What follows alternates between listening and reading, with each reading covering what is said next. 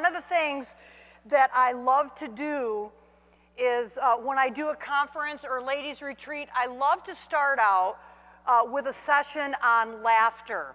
How many of you need to laugh? Yeah. How many of you just need a good belly laugh? Now, poise yourself. Do you get it?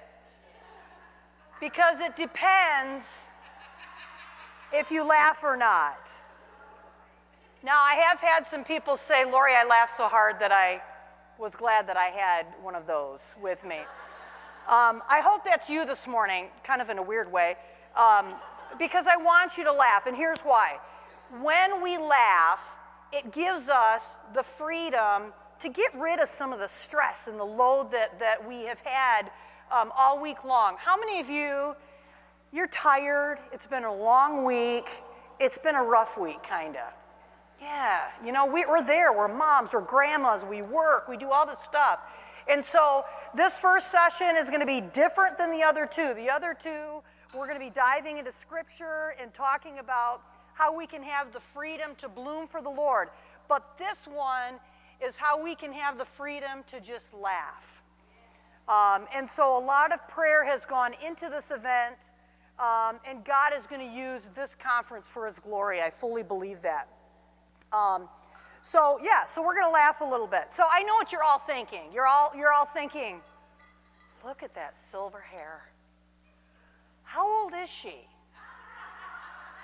So I don't want that to be the focus of your whole session. I'm going to tell you, I'm 35. All right, I'm lying, I'm not. I'm 50. And, wow, 50. But in my heart, I'm like 20. Does that make sense? I act 20 sometimes. But here's the thing.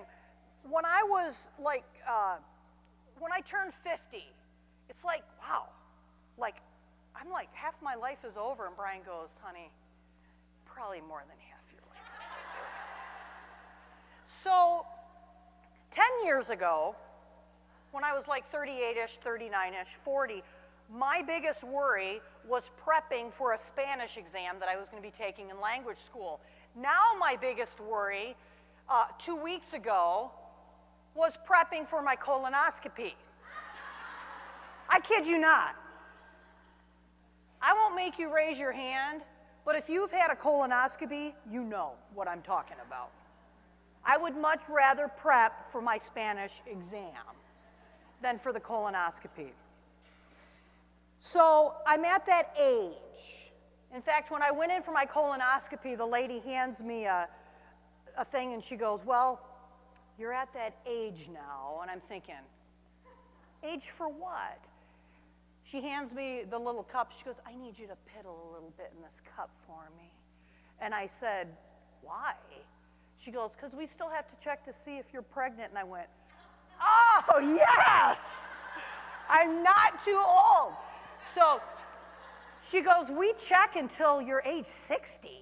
And I'm thinking, if I got pregnant at age 59, I don't even know if I could walk to give this child a clean diaper. So I'm not pregnant, if that's the other thing you're wondering. So yeah. So let me tell you a little bit. You know, we'll move away from the doctor's proddings. We're not going to go into detail on that. And you're thinking, thank you, Lord. Let me tell you a little bit about my family. My family's not there. Where's my family? Where is it? Oh, no. I won't show you a picture, but they're really awesome. My daughter-in-law is Courtney Shantz. How many of you know the Shantz family? Pam's her mom. So the last time I was in Bad Axe was for a wedding, and I looked a lot better than I do now. And it was a really joyful time to be a part of that. And so I've got an older son, Mitchell. How old is Mitchell? 23? Yeah, 23. Yeah, I don't even know my own son. How old is he? Zachary's 21. He goes to Spring Arbor University. And my daughter just turned 18. She's a senior, and she's leaving. So I'm going to be an empty nester next year. I don't know how I feel about that. You guys are going, woo! And I'm like, no! I can't do it. We were missionaries in Mexico for about 10 years, little less than 10 years. And those were really, really good years for us. They were really hard years, especially when it came to the language for me. Now, my 6-year-old, because Emily was 6 when we went, my 18-year-old now was 6. And let me tell you, she picked it up like that. The boys picked it up, my husband picked it up, and here I am. I don't know. I struggled, and I still do. So at age 38, 39-ish, I found out that learning another language is really, really hard. And then I realized, Lori, you had 2 years of Spanish in high school. Here's the thing. I didn't listen. I messed around the whole time because I thought to myself, and I actually found a journal entry right before we went to the mission field that said, quote, "This is the dumbest language ever. This is stupid. Why do I have to learn it?" 1985, I wrote this. And the Lord looked down and probably went, "You have no idea." And I didn't. So I thought it'd be fun this morning to share some of my struggles with you. And I'm giving you permission to laugh with me, but I'm also giving you permission to laugh at me. All right? You are allowed to do that. The Bible says that a cheerful heart is good medicine, and some say that laughter is the best medicine. And so that's what I want to do for you this morning. And I also think, really, like I said before, when we have those big belly laughs, what it does is it opens our hearts and our minds, and it clears some of that out so that we have room for Jesus to come in. We have room to hear the things that God wants to hear from us in sessions 2 and 3, and I really believe that. And so, here's the issue with me. I'm accident prone. I'm really accident prone. I had an issue this morning, but I'm not going to share that with you because some of the leaders might freak out. But I've already had an issue this morning, and what is it? It's 9:46, So I was born breech. That should have been the first indication that I might do things a little differently, just being born breech.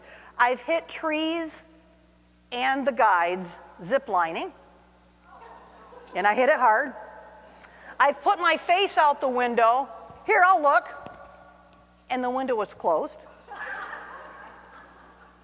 Our first year living where we live in the northern wonderland, my family said, "Hey, let's go skiing." And I'm like, "Yeah, I'm just not a great skier.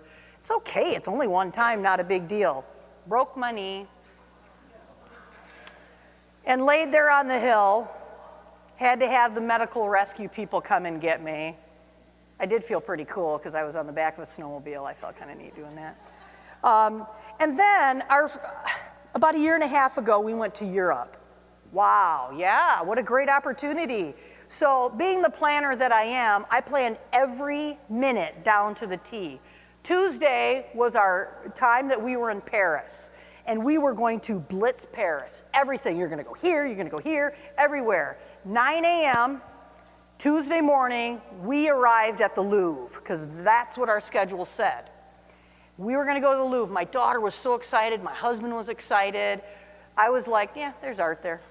I'm sure Mona Lisa's there, and, I'm not a real art person. So I thought, but this is the Louvre. This is going to be awesome. So we get there, and I'm thinking, and it's not even crowded. This is so great.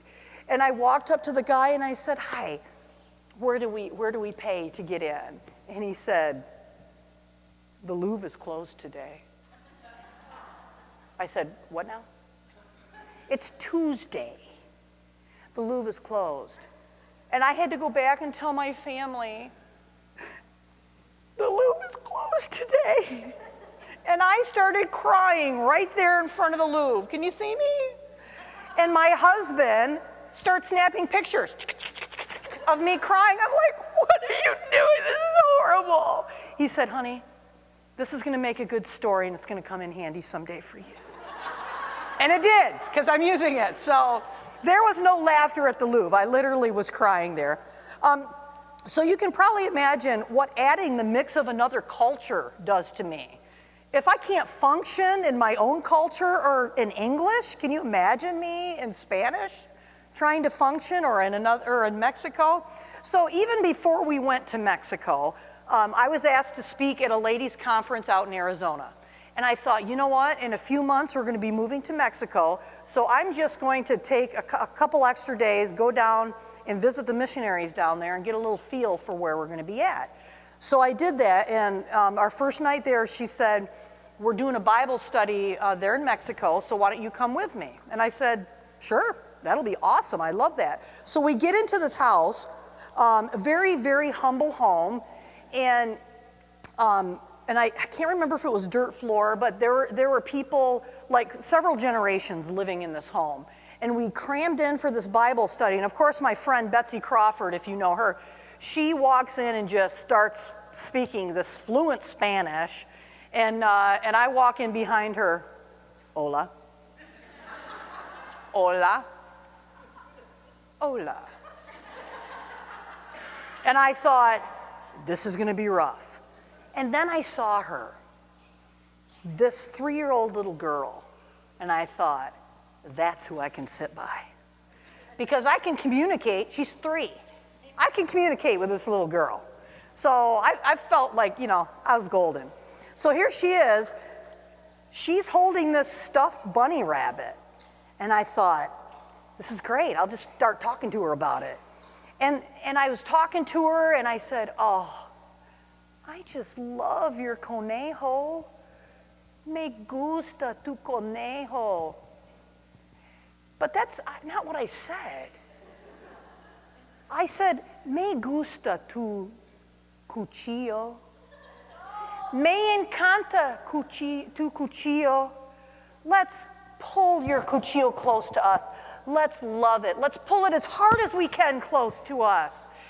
Because I'm talking to a 3-year-old, I'm trying to, and she's laughing, and I'm getting more dramatic and saying cuchillo, cuchillo all over the place, just throwing it out there. And the grandma was sitting near to us, not saying a word, and finally she looks up, and she had that stern look, and I'm like, oh no. And she looks at the 3-year-old, she points at the 3-year-old, she says something really fast, points that way, and the 3-year-old takes off. So here I am sitting by the grandma. Hola. And then, coming from the kitchen, I see a little girl with a butcher knife walking towards me. And I'm thinking, they're going to kill me. So she comes up, the little girl, and smiles and holds it to the grandma, and the grandma goes, cuchillo. And then she holds up the bunny rabbit and says, conejo. Oh. So what I've been saying to this little girl was, let's love your butcher knife. Let's pull your butcher knife close to us. Let's pet your butcher knife. Let's hug it for all it's worth. And the more she laughed, the more I went on with everything she could do with the butcher knife. I'll tell you what, I learned a new word that day. And I learned that cuchillo is not something that you pet and pull close to you. When we finally got to Mexico, and we lived there, and we'd moved in, our kids were in Mexican school, our son was going to bring some of his Mexican friends home for lunch. And they usually got done with school about 1:30, and they'd get home a little before 2, and then that's when the lunchtime would be. So you eat the big meal at about 2 o'clock in the afternoon. So I thought, I'm going to get the crock pot out, and I'm going to make cheesy potato soup. And I thought, what a great idea. They're going to love it. And I was so proud of myself because I'd filled that thing to the top. It had cream cheese in it that was slowly melting, but not very quickly. Let me just say that. Had other cheeses in it, had the potatoes, very liquidy. It was in that crock pot good. But about, I would say 11:30, I looked at it and I thought, you know what, this is not going to get done by the time they get home because the cream cheese just wasn't melting very well. So I thought to myself, Crock pot gets hot. Crock pot gets hot, so if I want it to get a little hotter, I'm just gonna put it on my gas stove. So I took it out of the thing and I stuck it on the gas stove right here, and I began to do my dishes. And I was pretty proud of myself, you know, because I thought this baby's gonna heat up and then I'll put it back in the thing and it's gonna be all good. So I'm doing the dishes and I hear a pop. And I thought, well, what was that? I didn't break anything, and then I went, ah! My crock pot broke. So then the first thing I do is I shut the thing off, and then the second thing I do is I lift the crock pot up. So where there had been like just a little bit of a pop there, I lifted it up and the whole bottom fell out. So I've got cheesy potato soup all over the top of my stove. And if you have a gas stove, it runs down. It runs down in. And I'm like, are you kidding me? We did not have an oven in Mexico, so underneath there were just cupboards. So the first thing I do is I look in the cupboard to make sure, no, it better not go to, I'm like, okay, I'm safe. So here I am. I have my music on during this time, because I was listening to music and just dancing and stuff. And the song that was on at the time was, "This is where I want to be." And so I was cleaning up and I'm like, this is not where I want to be. This is where I want to be. I'm trying to like convince myself that yes, this is where I want to be. My husband walks in a couple minutes later, he sees me, he's like, what just happened here?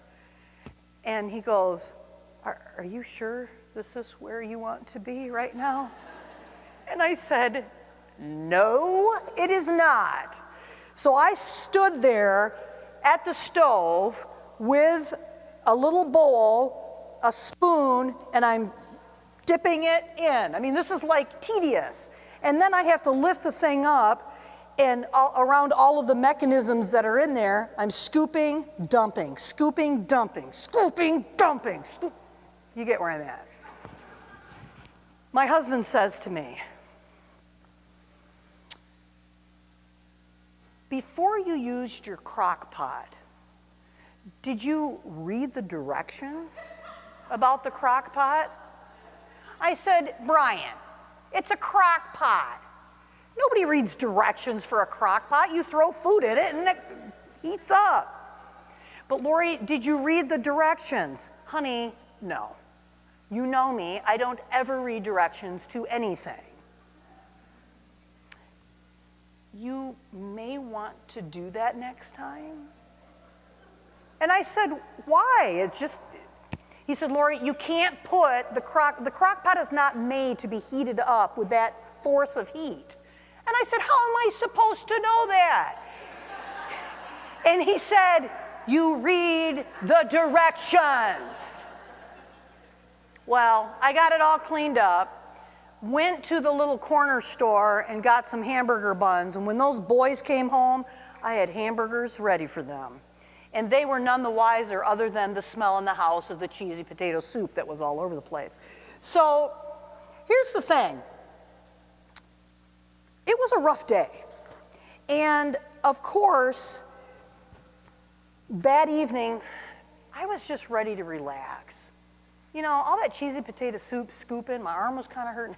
It really wasn't. But I'm sitting there in the kitchen, and my son went to get some cereal or something from underneath where the stove was, and he goes, oh my word, what is this? This is disgusting. And I went, oh no. I said, what's wrong, son? There's like some kind of a milky, icky stuff stuck to the cereal boxes. Ugh. I'll be right in. Because I thought to myself, this is ridiculous. I'm going to leave this for morning. And then I thought, milk, cheese, 115-degree desert, probably not a good idea. Yes, so there I go, cleaning out. I'm sitting on the floor, cleaning everything out. And I'll tell you, I didn't have a very good attitude. I'll just be frank. I was grumbling. And I get the cereal out, and it had stuck to the bottom of the cereal box. The whole cereal box was like ruined. So I went to take the cereal out, and I went and I put it in a Tupperware.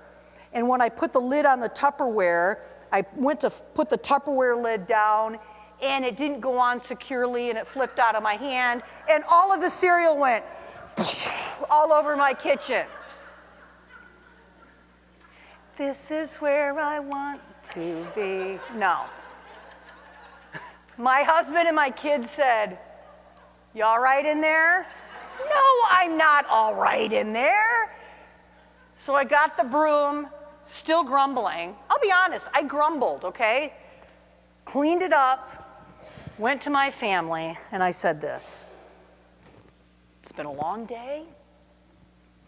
I'm going to bed." Yes, I know it's only 8:30. But if I stay out here 1 minute longer, you will not love me anymore. You need me to go to bed so that I don't hurt you, so I don't yell at you, and so that I don't grumble at you. And I will never, ever read the crock pot directions. Ever. And I went to bed. So that's my life. These kind of things happen. So we spent a long time in Mexico. We lived in Costa Rica for a time. That's when I hit the tree zip lining and I shredded my Achilles tendon. That was a joy. And so the day came when we were moving from Mexico back to the States. And you can't just send your stuff on any truck back up to the States. You have to hire a company. They have to come in. They have to take it to the border. They have to inspect it. There's this whole long thing that has to be done. So here we are, and I'm watching the movers pack up our things, which is really not my style because I'm really cheap. I like to pack up my own stuff. I don't want to pay somebody to do that. And I knew that it was almost time because they were getting close to that spot where my beloved coffee pot sat. And I knew that it was going to be time for them to take it away. Now, we had lived in Costa Rica for 8 months, and we lived near where some of the most amazing coffee plantations are. And we visited one, and we had the freshest coffee ever. See, in Costa Rica, they have a mandated time twice a day. This is golden to me. 9:30 and 2:30, where businesses have to shut down and have a coffee break. Praise Jesus, yeah. So I knew that I was a coffee snob. I still am. And when they took my coffee pot away, I thought, what am I going to do for my afternoon coffee? And then I realized, hey, we've got a 7-Eleven in our neighborhood. Isn't that funny? In Mexico, there was a 7-Eleven in our neighborhood. And I'll just go there. I had gone there the night before to pick up a few things, not a big deal.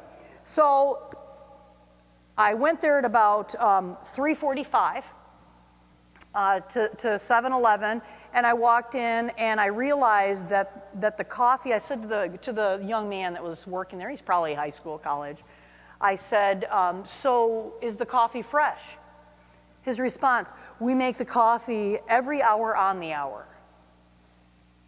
Well, coffee snob, that's been 45 minutes sitting on the burner. I said to him, here's the deal. I would like some fresh coffee. I'm doing all this in Spanish, so I probably sound like a kindergartner. I said, any chance you could cut me a little bit of slack and brew me a fresh pot 15 minutes early? Oh, no, I can't do that. I said, really? You know, the puppy dog gringa eyes. Really? He said, yeah, sorry, I can't do that. Huh, really? I'm thinking of just what I'm going to get into if I get that pot. I might get a burnt cup of coffee. I might get yucky coffee. I can't have that. So I smiled at him and I said again, are you sure you can't brew me another pot? Just 15 minutes early? And finally, he said, all right, I'll do it. I must have looked like a sad, really sad puppy or something. So without another word, he began to brew a fresh pot. And I thought, okay, I can wait 5 minutes, but I didn't want to wait 15 minutes. You know, I'm an American. I want it now. Okay, in Latin America, 15 minutes is nothing. Oh, okay, I'll wait 15 minutes. It's not a big deal. So the young man was very kind to do what he did, and he probably risked getting in trouble for that because he could have been fired. So I'm sure the boss said something like this to him. I always think about what people might say, and I think this is probably what the boss said. Look, this tall gringa lady, no, he said this to the boss. This tall gringa lady came in, mumbling something about needing fresh coffee, and she just kept staring at me. This seriously was the only way that I could get her out of our store in a quick manner, Senor Boss Man. See, this is what I'm thinking that this kid's telling him. And then, with a joy in his heart, the boss answered back, yes, she was here last night, trying to speak Spanish. I didn't have a clue what she said, so I just smiled and rolled my eyes, hoping that she would never return. Son, I was wrong. She came to you today. You passed the Gringa test. Felicidades! See, all these things go through my mind. So once the coffee was made, I stood where the different size cups are, you know, where you can go and you can pull out the cups and all that. And I stood on both sides, and there's cups here and there's cups here, and I decided I wanted this size cup. And I went to pull at it, and it wouldn't come out. I'm like, trying to get it out. I'm like, okay, I'm not dumb. I have a college education. And I went to, and then I saw a button. I'm like, oh, all right. Press the button, 15 cups shot out onto the floor. And I went, and I'm gathering them up, and I put them up on the counter, and I went, that must have really made the spring release. So we're not going to do that again on this side. So I went to pull the cup out, and it didn't come out. And I thought to myself, do not push the button. See, I learned. Do not push the button. So what I did is I pushed in a little bit just to pull it out, and I thought it would gently pull out. So I pushed in. 15 of them shot out on that side, I thought. So then I turned around and I said to the guy at the counter, this poor kid, I said to him, is this a joke? Am I on some kind of candid camera or something? I really said this to him. And he looked at me like, you're nuts. So he just went. So I picked up the cups and I grabbed the 2 cups that I wanted, one for my husband, one for myself, filled it up really quick, went up to the counter, paid for it. That'll be 30 pesos. Okay, thank you very much. Bye. And I left. And I can imagine that young man was like, wow. And I get into my car and go, why are things so hard for me? All I wanted was a cup of coffee. I learned not to push the button on this side. I learned that. And then all of a sudden the spring went wacky on this side. It just hurt me so much. So I don't think they kicked me out of Mexico for doing dumb things, but I don't know for sure. So when we came back to the States, we had bought a house in a small community, which you would know as Sandusky. Woo! I know you know where that's at. Yay! And we had bought it 2 years before when the market had fallen, so we got it really cheap because that's the only way we could get it. And so while we were away, we had people checking on the house and making sure it was all right. And we hired a lawn mowing place to mow our lawn. And so it worked out well, and they did a good job because they mowed the neighbors on either side of us, so it was perfect. So I was so excited when we got back because we had lived in a city of 1 million people. That's a lot of people. The houses are very close together, connected, and just people were everywhere. So when we get to Sandusky, it was like, wow, this quiet. And it just felt homey. I was just so thrilled to be home. And the second day after we moved in, next door, one of the gals had an adult foster care home. And so if somebody didn't want their loved one to be in the nursing home across the street, then they would have them move into this house. And so I saw a man moving his mother in, and it happened to be Paul. And it was a guy that had been in my Sunday school class at Countryside several years before. And I said, hey, Paul, how you doing? And he goes, oh, I'm doing great, Lori, good to see you. I said, good to see you too. And he finished moving his mom in. I thought, oh, that's great. I know somebody, yay. So then the very next day, we didn't really get a chance to talk much other than, how you doing? And it was hello, not hola, so that was good. I was able to get back to my English. And so, for me, there's a joy of living in a place where I know people. I like going into the grocery store and having people go, hey, Lori, how you doing? Oh, I'm doing good. And I don't care if I look like a ratty mess. I don't care. I just like to know people. When I was in, really?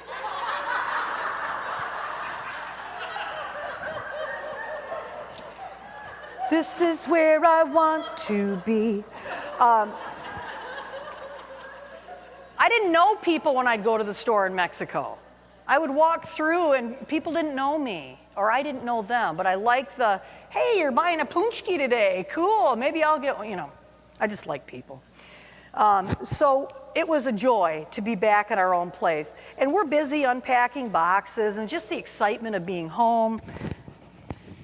And everything. All of a sudden we hear a knock at the door. I can't even make a knocking sound. Knock, knock, knock. At the door. And I had to open one door, and then we had like a closed-in porch that I had to walk through to get to the door to let the person in. And as I got to the first door, I looked and I'm like, oh, it's Paul. He must have come over to, visit and to say hi. So as I'm walking through in that 10-second period of time to get from here to there, I thought to myself, it looks like he's gained a little bit of weight. And I'm thinking, well, haven't we all? And it looks like his hair is balding a little bit. Well, that happens too. It's been 10 years. And so I answered the door, and I opened the door, and in true Latin American style, I put my arms around him, and I said, hello, Paul, how are you doing? It is so good to see you. And this is what I kind of felt and pictured. Hello, pat, pat, pat. And I thought, well, that's weird. It's Paul, come on, give me that man kind of hug. I felt like it was like the Sheldon Cooper hug from Big Bang Theory. There. I thought, well, that is just weird. So I said, oh, how have you been? It is so good to see you. It's so good to be back in the States. I'm just going on and on. Finally, he goes, here's your lawn bill. And I went, this is not Paul. This is the lawn guy who's been mowing our lawn, whom I've never met. Never met him a day in my life. So then I thought, I've got two ways to go about this. Number one, I can say, oh, I am just so sorry, I thought you were somebody else. But I'd already hugged him like he was my best friend. So I thought, we're going to go the other route. We're going to continue to play the excited lady. So he hands me the lawn bill, and I said, oh, thank you so much. I really appreciate you mowing the lawn. It looks great. Thank you so much. You're welcome. I said, I'm just really grateful. We're going to take it from here on out. We've got a little push mower, so we'll be great. Thanks for the bill. Woo, have a good day. And he walks away, and I shut the door. And I got into the living room where my husband was, and I just started laughing. And I said, wow. My husband goes, who was at the door? So I proceeded to tell him the whole story, and he laughed. Now, this is what I'm thinking. You know how I always think what the other person is thinking. So as the lawn guy, not Paul, as the lawn guy left, I'm picturing him saying something like this. Huh, she's a friendly gal. I wonder if I should come back tomorrow. That was the first thing I thought. The second thing I thought that he might say is, oh, her poor husband. I wonder if they sent her back from the mission field because she's crazy. So that was the second thing I thought. So when Brian asked me who was at the door and I shared it with him, he said to me, so tomorrow when he returns, what do you want me to say? That's what he said. And I said, you're funny, because I actually thought that. Now, there is a benefit of living in a city of 1 million people.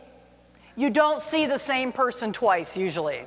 So as we went through the summer, remember I told you that this lawn company mowed the lawn on this side of our house and on this side of our house every week, sometimes twice a week.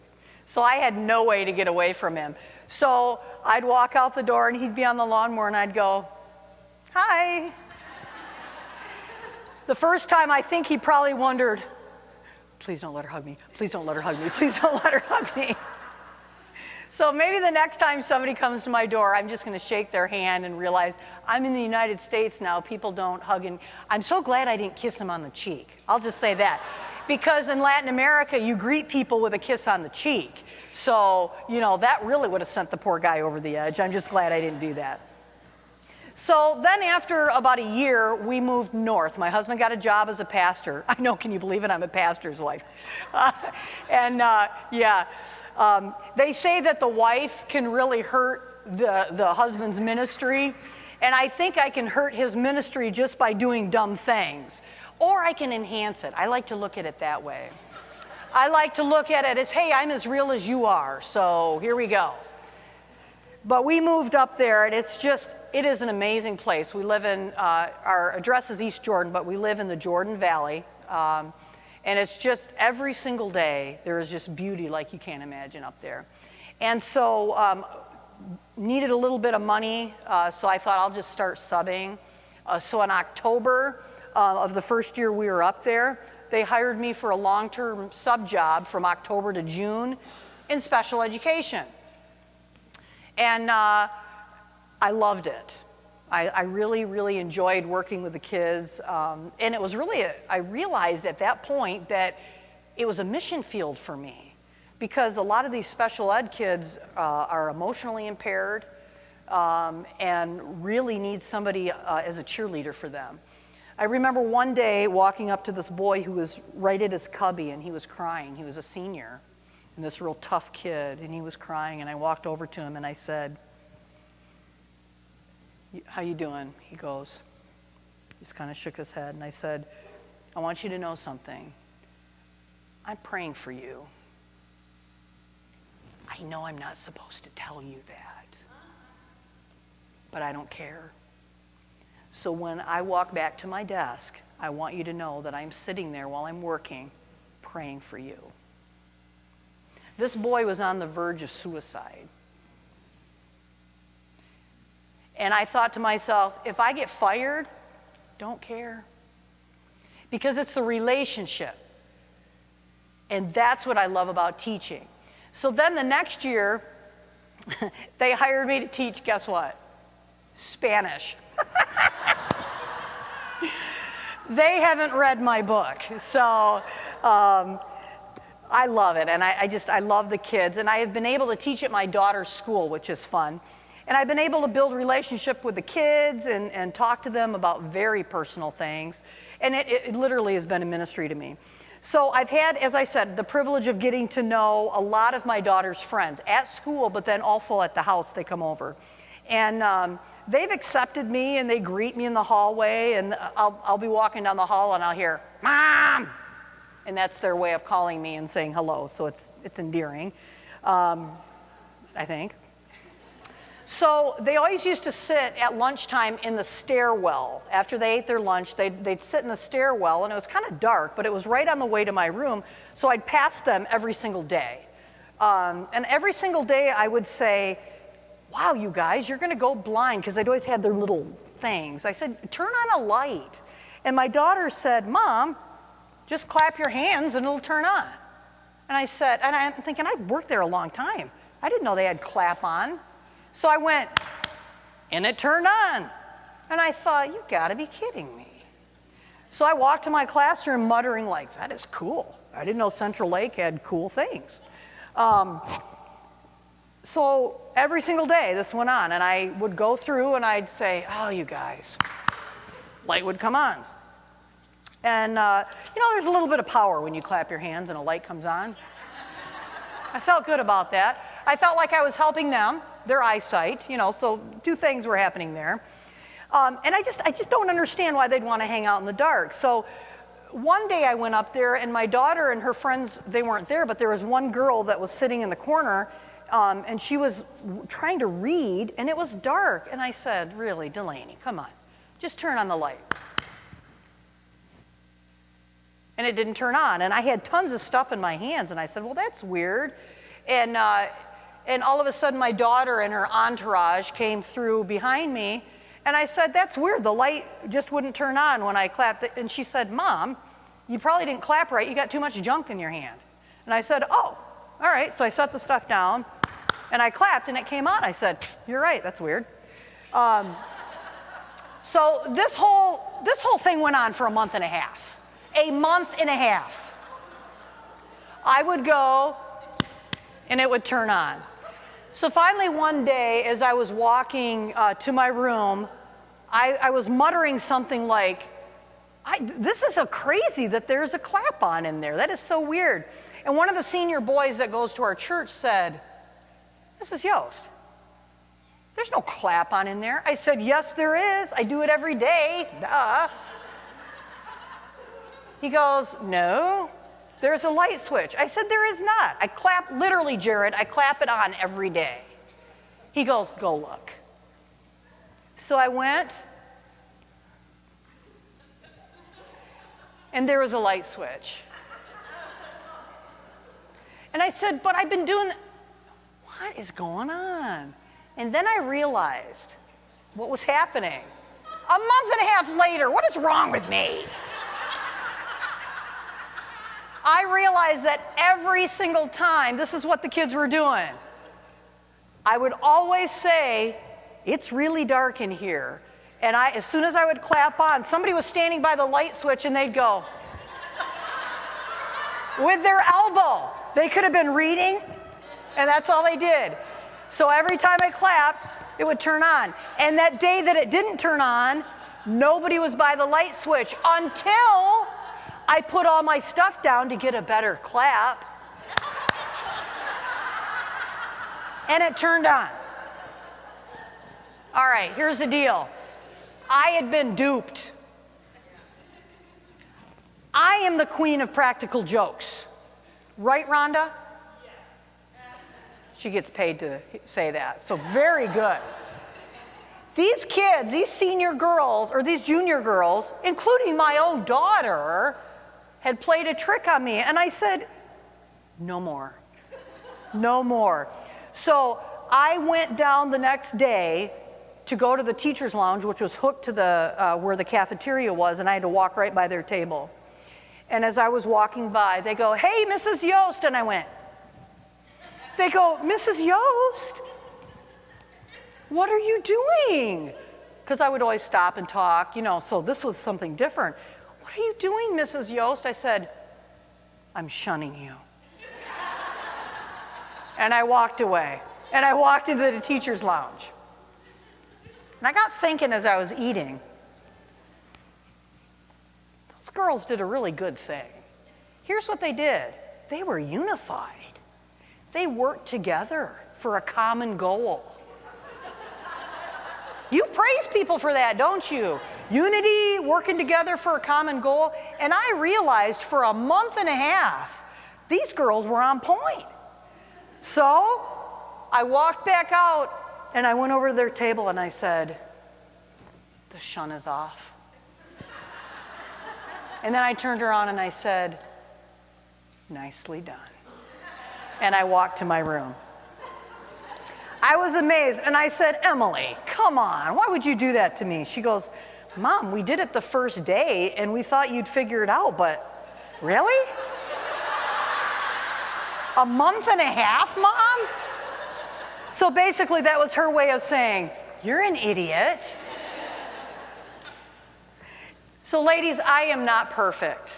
I am imperfect, as you can hear. Some of these stories are in my book that I've written. There are so many more. And you know, I used to get very frustrated about being imperfect and making mistakes and doing dumb things and realizing, can you just do something right? But you know, I've come to the realization that I'm clumsy, I'm imperfect, I'm accident prone, and you know what? I bet some of you are that way as well. Is anybody imperfect in here? Yeah.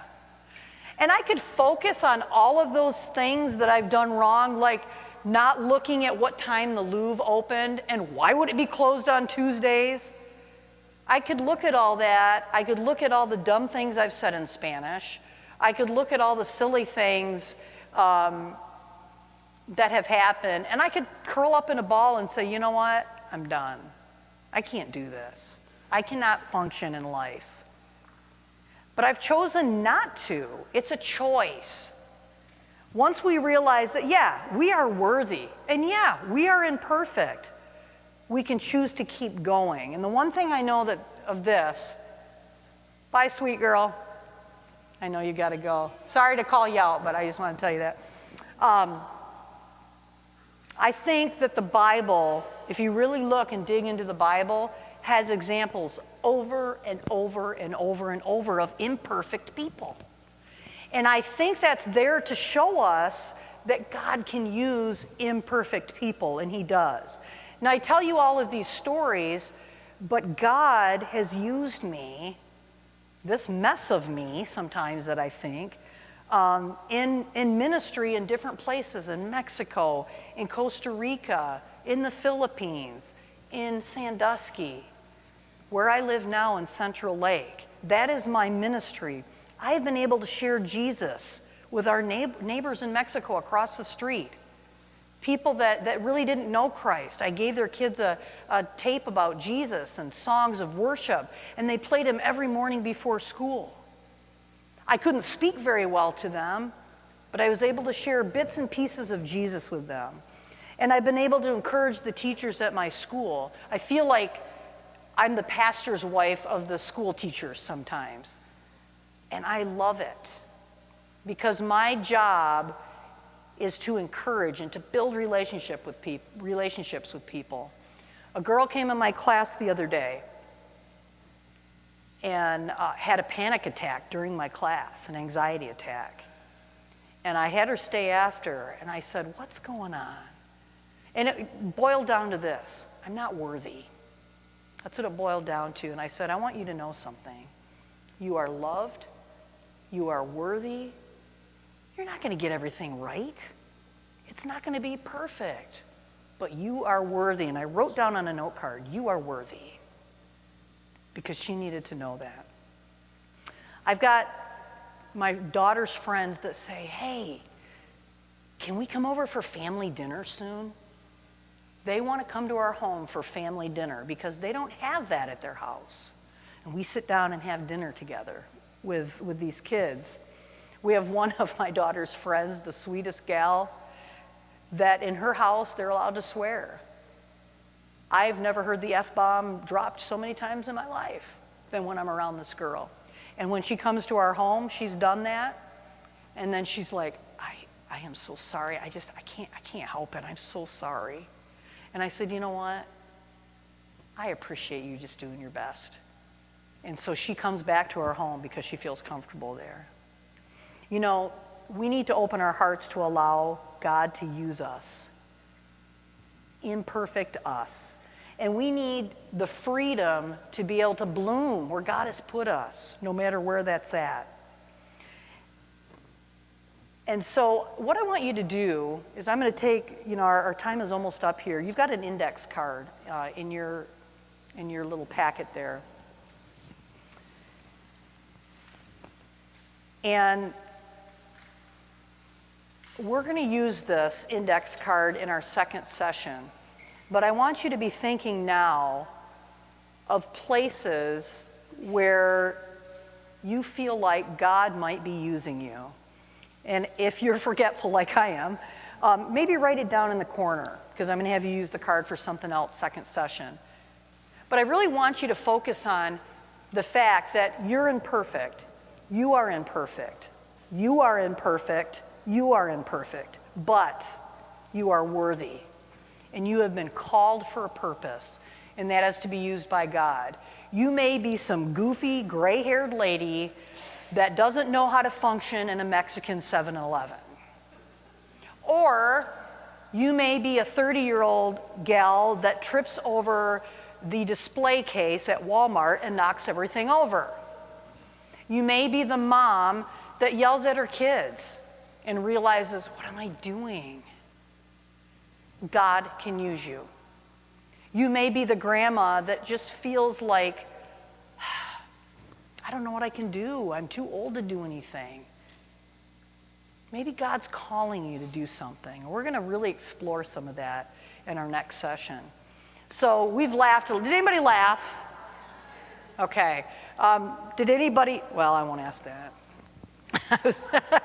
I had a friend tell me one time, Lori, you made me laugh so hard I had to go take 2 aspirin after your talk because I got a headache. So some of the stories that I shared today are in my book, and the table's over there where Pam is, and you're welcome to buy that if you'd like, and I can sign it for you.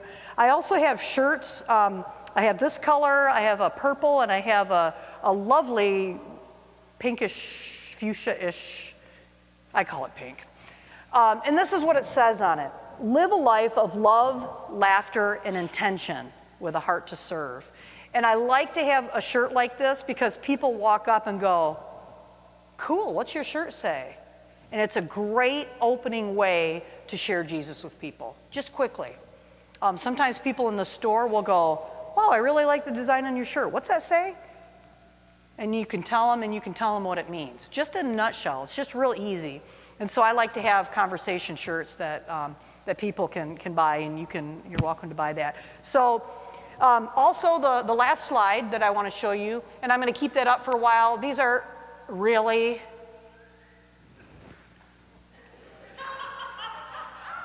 all right, you have pens. You can find me on Facebook at my author page at Lori Yost Speaks. And I would love for you to be able to like my page, my author page. I like to put encouraging things on there. So the @ symbol and then LaurieYost Speaks. And then I also have a website, laurieyost.com. So I'd love for you to be able to write to me or be encouraged or anything like that. And just want you to know that you are loved and that you are worthy. And thank you for laughing. You've got about 15 minutes for a break and enjoy. So go to the bathroom, get some coffee, or do what you do. Thank you.